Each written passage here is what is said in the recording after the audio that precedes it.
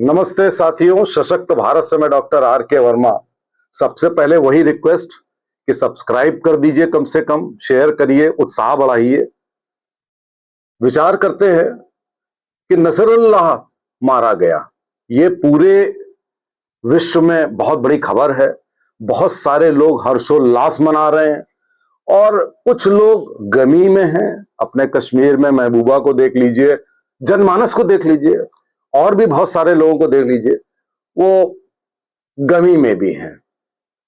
उसका कारण यह है कि एक ऐसा समुदाय है जो देश से मतलब नहीं रखता है, वो केवल अपने मजहब से मतलब रखता है। तो उसके मजहब का कोई भी आतंकी, यदि खासतौर से आतंकी यदि मरता है तो वो गमी में चला जाता है, मातम मनाता है और न जाने क्या क्या प्रदर्शन करता है।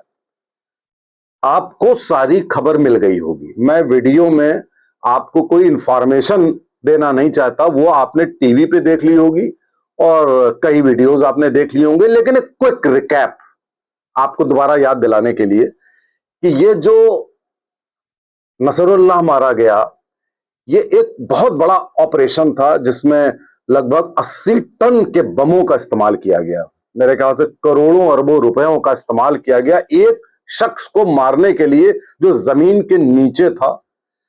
और इन लोगों की आदत होती है, जितने आतंकी होते हैं बड़े कायर होते हैं। इनकी मोडस ऑपरेंडी होती है कि इनोसेंट को मारना, महिलाओं बच्चों को मारना, उनको किडनैप करना, बड़ी क्रूरता से उनको मारना, मार के भाग जाना, और उसके बाद ये महिलाओं और बच्चों के पीछे छुप जाते हैं। बहुत कायर होते हैं और छुप इसलिए जाते हैं कि फिर अगर हम बदला लेंगे, हम आपको मारेंगे, तो ये पूरी दुनिया में गाते हैं, अरे देखिए साहब, बच्चे औरतें मार दिए। ये एक नैरेटिव है। इनके जितने बुद्धिजीवी हैं, मेरे जानने वाले कई एक हैं, उनका बस एक ही होता है वाक्य, अरे देखिए बच्चे मर गए, अरे देखिए इनोसेंट मर गए। आप नसरुल्लाह को कैसे मारोगे जो 1982 से बच्चों की नृशंस हत्या कर चुका है, इनोसेंट की कर चुका है, महिलाओं की कर चुका है। और आप में से कई लोग ये देखते आ रहे होंगे कि हिजबुल्लाह का इजराइल से कोई सरोकार नहीं है।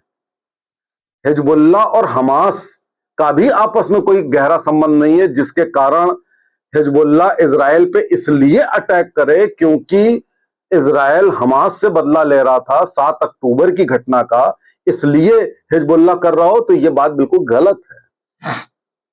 आप सोचेंगे कि अकारण हिजबुल्लाह कर रहा है, यह भी गलत है। हिजबुल्लाह का क्रिएशन ईरान का है। जो भी 7 अक्टूबर को हुआ, जो भी इजराइल के अगेंस्ट होता है, उसके पीछे सीधे तौर पर ईरान का हाथ होता है। ईरान और इजराइल में एक लंबे समय से छिड़ी हुई है, कोल्ड वॉर भी और हॉट वॉर भी। और ईरान की जो, आप जरा ज्योग्राफी समझिए कि वो इजराइल से थोड़ा दूर है। वो बीच के देशों को पार करके इजराइल से डायरेक्ट लड़ाई नहीं कर सकता, तो वो क्या करता है, वो हमास की फंडिंग करता है। 7 अक्टूबर की प्लानिंग ईरान तेहरान में हुई थी। वो हिजबुल्लाह को फंडिंग करता है, वो हूतीस को फंडिंग करता है, इन 3 ऑर्गेनाइजेशन को। हमास सबसे पास में है, उसके बाद हिजबुल्लाह भी पास में है और हूती थोड़ा दूर में है। इन तीनों तरफ से वो मिसाइल फेंकने के लिए, क्योंकि ये टेररिस्ट ऑर्गेनाइजेशन है, इनके पास मिसाइल कहां से आ जाएंगी, तो ईरान इनको फंडिंग भी करता है, इनको हथियार भी देता है, और वो इजराइल को हर सूरत में बर्बाद करना चाहता है, क्योंकि इजराइल से ठनी हुई है न्यूक्लियर प्रोग्राम को लेकर। क्योंकि इजराइल ईरान के न्यूक्लियर प्रोग्राम को आगे बढ़ने नहीं देना चाहता है, अमेरिका भी नहीं चाहता है। वो इसलिए क्योंकि अगर ईरान के पास न्यूक्लियर कैपेबिलिटी पूरी आ गई तो इजराइल को खत्म होने में ज्यादा वक्त नहीं लगेगा। खैर, ये सारा जो आप देख रहे हैं आजकल मिडिल ईस्ट में, जितनी भी आप खबरें देख रहे हैं, इसके पीछे अगर कोई एक व्यक्ति रिस्पॉन्सिबल है, वो है ईरान। ईरान की जनता नहीं खराब है, ईरान की जनता बहुत बढ़िया होती है। ईरानी लोगों से आप बात करिए, बहुत ही अच्छे होते हैं। उनकी जो लीडरशिप है और उनकी जो रिलीजियस लीडरशिप है, जो आपका खौमियानी, ये जो बुढ़ाऊ हैं, इनका बगैर जिहाद के पेट नहीं भरना। और आपको मालूम ही होगा, हर मुस्लिम देश में एक सरकार होती है, एक धार्मिक सरकार होती है, रिलीजियस हेड होता है, और साथ में एक आतंकी गुट होता है। कम से कम एक। तो हर मुस्लिम देश में ये 3 ऑर्गेनाइजेशन पैरेलल चलते हैं। आप किसी को भी देख लीजिए, कोई भी हो, बगैर उसके मुस्लिम देश चल ही नहीं सकता। अब मैंने आपको एक वीडियो में बताया था कि मिडिल ईस्ट में जो सिचुएशन आ रही है ये वर्ल्ड वॉर में तब्दील होगी, तो एक मिनी वर्ल्ड वॉर तो हो ही रहा है। कुछ गलत नहीं कहा था। हमास गाजा खत्म होगा, खत्म हो गया, ये मैंने कहा था आपसे। मैंने कहा था लेबनान लिबरेट होगा। मैं लिबरेट वर्ड क्यों यूज कर रहा हूं? क्योंकि लेबनान एक क्रिश्चियन देश था।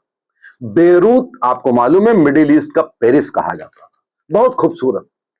उसको इन मुल्लों ने वहां पे जा करके 30% शिया, 30% सुन्नी और ये पैलेस्टीनियन लिबरेशन, पैलेस्टीनियंस को भी बुला लिया, सबको करके वहां पर 60% आपने मुसलमान करके उसको इस्लामिक मुल्क टाइप का बना दिया।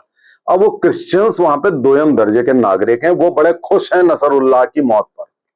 नसरुल्लाह को क्रिएट किया था ईरान ने 1982 में। तब से लेकर ये आदमी हैवक क्रिएट किए हुए हैं लेबनान में। ऐसा नहीं है कि ये इजराइल पे ही 70-80 हजार रॉकेट दाग चुका है, ये वहां के लोगों पर भी अत्याचार करते हैं। ईरान का हेड है ये यही खोमियानी, वहां पर हजारों महिलाएं टांग दी इन्होंने कि वो भाई साहब जीन्स पहन रही हैं, उनके पहनावे को लेकर के। मैं जानता हूं ऐसी ईरानियन लेडी को जो अपने घर ईरान नहीं जा पा रही है, सिर्फ इस कारण से कि टांग दी जाएगी। तो ईरान की जनता भी बहुत ज्यादा दुखी है। खैर, अब ये नसरुल्लाह हिजबुल्लाह का चीफ ये तो मारा गया। अगला नंबर आपको मालूम होगा कि अगला नंबर है ईरान का खमियानी, ये बुढ़ऊ जो पूरे अरब के किंगपिन हैं और जो ये सरगना बनना चाहते हैं मिडिल ईस्ट के। अब अगला नंबर इनका, इनकी सुरक्षा बढ़ा दी गई। ये पैलेस से कहीं गुमनाम जगह चले गए, लेकिन आपको मालूम है कि इजराइल जमीन के नीचे भी मारता है, जमीन के ऊपर भी मारता है। आप कहीं भी छुप नहीं सकते हैं। तो अगर ये खमियानी सोच रहे हैं कि मैं छुप जाऊंगा, तो बहुत बड़ी भूल है। इस समय वो सिर्फ इजराइल की मर्जी पे, दया पर जिंदा है। वो उसके जितने दिनों की सांसें बची हैं वो सिर्फ इजराइल की मर्जी, दया पर है। अगले 1-2-3 महीने में आप सुनेंगे कि ये खमियानी साहब जो है ये भी हूरों के पास चले गए, जहां तक मेरा अनुमान है।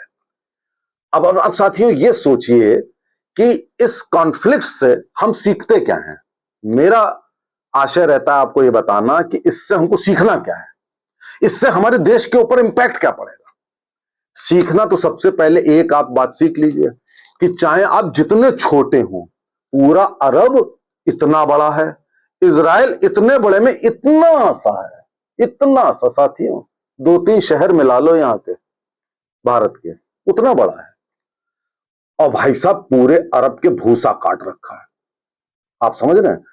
तो इससे सीख क्या लेनी चाहिए कि आपका साइज मैटर नहीं करता है, आपके कुछ भी संसाधन या कुछ मैटर नहीं करते हैं। मात्र 90 लाख यहूदी हैं, उनके करोड़ों अरबों हैं, कुछ मैटर नहीं करता है। आपका जोश, आपका जज्बा, आपकी तरक्की करने की चाहत, आपका आगे बढ़ने की चाहत, ये इंपॉर्टेंट होती है। जीवन में भी वसूल बना लीजिए कि आप चाहे किसी भी जगह कोने पे आप बैठे हो, आपकी जगह छोटी हो, मत सोचिए कि मेरी छोटी सी जगह है, मैं तो जरा सा ना। चाहे जितने छोटे आप हो, आप इजराइल की तरह अपने से 100-200 गुना लोगों को पानी पिला सकते हैं। तो एक तो ये सीख हो गई। अब दूसरी बात जो मैं आपको बताना चाहता हूं कि भारत के ऊपर इंपैक्ट क्या पड़े। भाई साहब बड़ा भारी इंपैक्ट पड़ने जा रहा है भारत के ऊपर। आप पूछेंगे क्या इंपैक्ट पड़ने जा रहा है? इंपैक्ट ये पड़ने जा रहा है कि आपकी सरकार से हिंदुस्तान की जनता वही अब आशा एक्सपेक्ट करेगी जो इजराइल में नेतन्याहू कर रहे हैं, वही अप्रोच, वही नीति अब भारत की जनता, भारत की बीजेपी सरकार से एक्सपेक्ट करेगी। और आपको खरा उतरना पड़ेगा, वरना जनता नाराज होगी।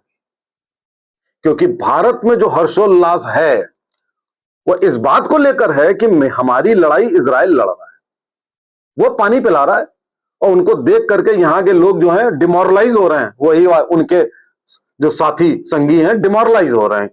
महबूबा मुफ्ती क्या एक दिन का चुनाव रद्द कर रही हैं? तो आप ये सोचिए कि किसी को डिमोरलाइज करना है तो किसी को आशावान होना है। किसको आशावान होना है? जो तरक्की पसंद है, जो अहिंसक है, जो आगे बढ़ना चाहता है, जो रेगिस्तान और ऊंट में नहीं चलना चाहता, वो आगे बढ़ना चाहता है। तो अब भारतीय जनता पार्टी की सरकार, मोदी जी, योगी जी, इन सब से उम्मीदें 10 गुनी ज्यादा बढ़ गई हैं कि आप भी कुछ करिए, आप भी ऐसे ही करिए।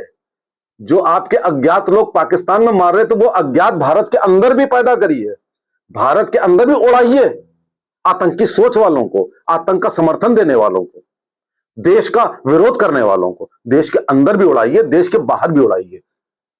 नेतन्याहू और इजराइल से सीखिए। अगर आपको आगे बढ़ना है, देश को आगे ले जाना है, केवल इकोनॉमिक पॉलिसी, केवल विकास से कुछ भी नहीं होना। ये जो स्पीड ब्रेकर है ना, रोड़े लगाते हैं आतंकी, इनको कैसे खत्म करोगे? तो इनको खत्म करने के लिए अब जनता आपसे इतना ज्यादा उम्मीद रखेगी कि आपकी, हमारी, सबकी लाइफ हेल कर देगी कि भाई साहब ऐसे करिए, वरना हम आपको सबक सिखाएंगे।